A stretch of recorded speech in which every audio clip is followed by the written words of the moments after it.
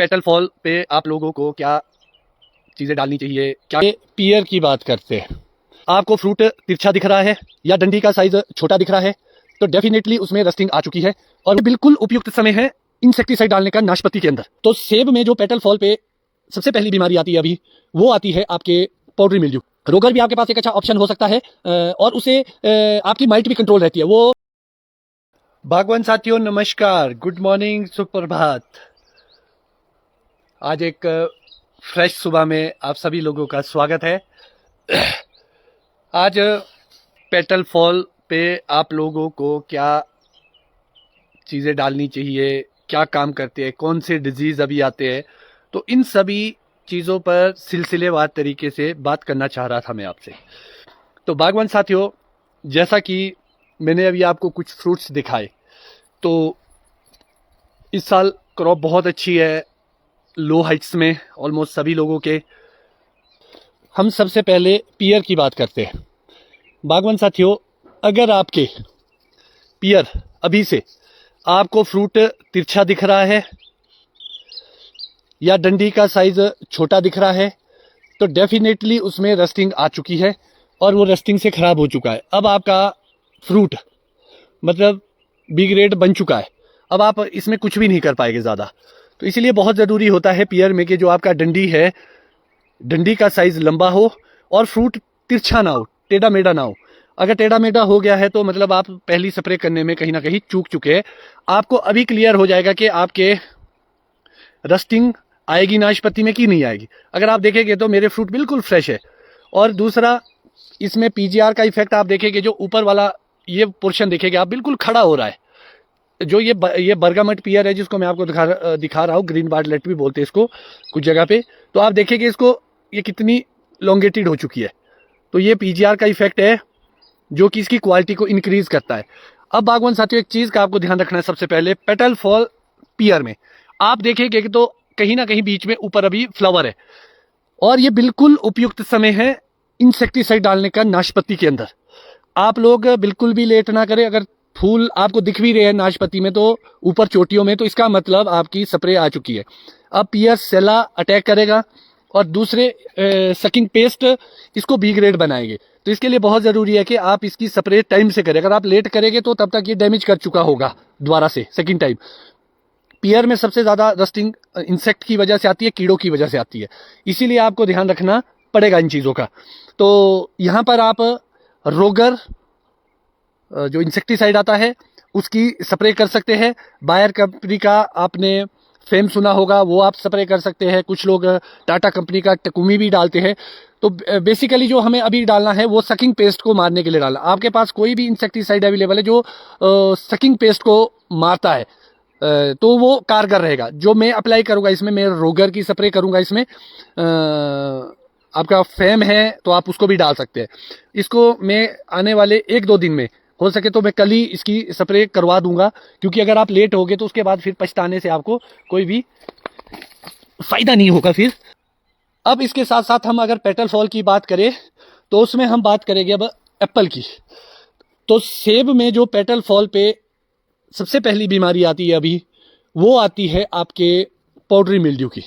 तो powdery mildew के लिए आप जो भी आपके फंगिसाइड है, चाहे आपके माइक्लोबुटालिन है, आपका रोको है, कॉन्टाफ है, स्कोर है, बहुत सारे लोग लूना को अप्लाई करते हैं स्टेज पे। मेजॉरिटी में आप लोग सिस्टेमिक जो फंगिसाइड्स होती है उसको आप करें। कॉन्टैक्ट की अभी ज़्यादा ज़रूरत नहीं होती है, क्योंकि ऐसी कोई भी बीमारी अभी बगीचों में नहीं आती है।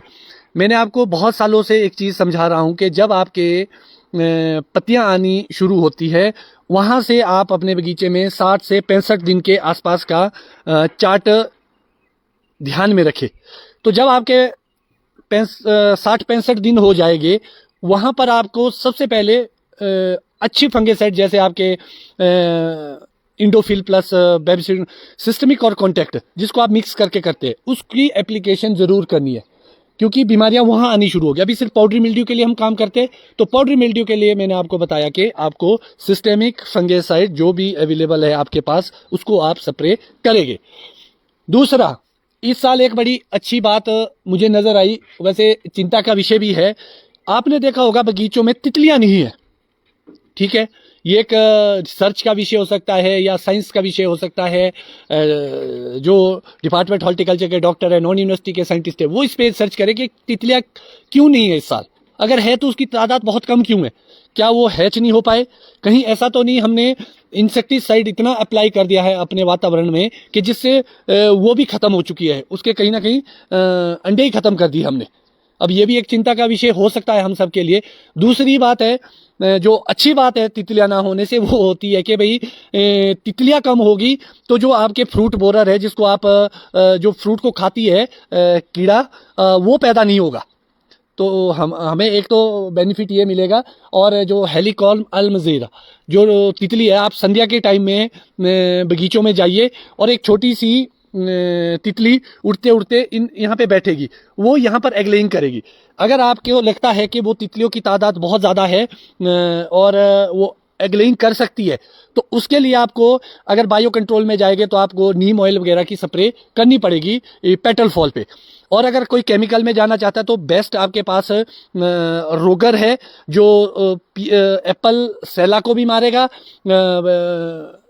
हर तरह के लगभग जितने भी सकिंग पेस्ट है, आप ग्रीन एफिड, ब्लैक एफिड, जो भी आपका लगता है उसको भी किल करेगा। तो रोगर भी आपके पास एक अच्छा ऑप्शन हो सकता है और उससे आपकी माइट भी कंट्रोल रहती है। वो प्रीडेटर को भी ज़्यादा डैमेज नहीं करता है रोगर, क्योंकि नॉन यूनिवर्सिटी की जो रिकमेंडेशन आती है उसमें भी उसको प्रमुखता से रखा जाता है इंसेक्टिसाइड को। तो जो बायो कंट्रोल की ओर जाना चाहते हैं वो नीम ऑयल या कोई बायो जो दूसरे इंसेक्टिसाइड होते हैं उसको भी आप स्प्रे कर सकते हैं पेटल फॉल पे। मेरा ये मानना है कि भी अगर ज़रूरत हो आपको तभी आप इंसेक्टिसाइड पे जाए, अदरवाइज आपको इंसेक्टिसाइड करने की बिल्कुल भी आवश्यकता नहीं है। और अगर आप मेरी बात मानेंगे तो मैं तो नहीं करूँगा। हाँ, अगर मुझे एप्पल सेला, जिसमें आपने देखा होगा डिम्पलिंग एप्पल जिसको बोलते हैं, डिम्पल से पड़ते हैं फ्रूट के अंदर गहरे गहरे से, अगर आप आजकल देखेंगे तो मैं एक चीज़ आपको बताना चाहूँगा थोड़ा प्लम को लेके भी, कि जो प्लम्स हो गए, प्लम में भी, इस फ्रूट में तो नहीं है, कहीं कहीं मैंने देखा कि उसमें भी डैमेज किया हुआ इंसेक्ट ने, अंदर को एक पतला सा छेद सा आपको दिखेगा। तो जो वो मैं आपको दिखाई लेता हूं, इस तरीके का आप देखिए ये डैमेज कर चुका है इंसेक्ट, और हमने टाइम से स्प्रे कर दी थी, इसका मतलब ये उससे भी पहले आ चुका था। तो ये एक तरह से इसको डैमेज कर देता है और बी ग्रेड की तरह बना देता है, पतले पतले से छेद बन जाते हैं इसके अंदर।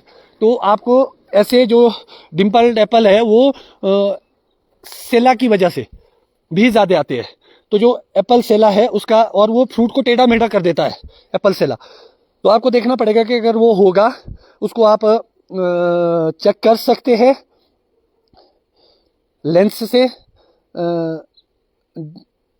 अगर आपकी वो पॉपुलेशन ज़्यादा होगी तो आप उसकी एप्लीकेशन करें। तो बागवान साथियों, फिलहाल आज के लिए इतना ही, आप मुझे इजाज़त दीजिए। अगली वीडियो के साथ फिर से कुछ नई जानकारी को लेकर आप लोगों के बीच फिर से आएंगे। तब तक के लिए जय हिंद, जय हिमाचल, जय बागवान, जय श्री राम।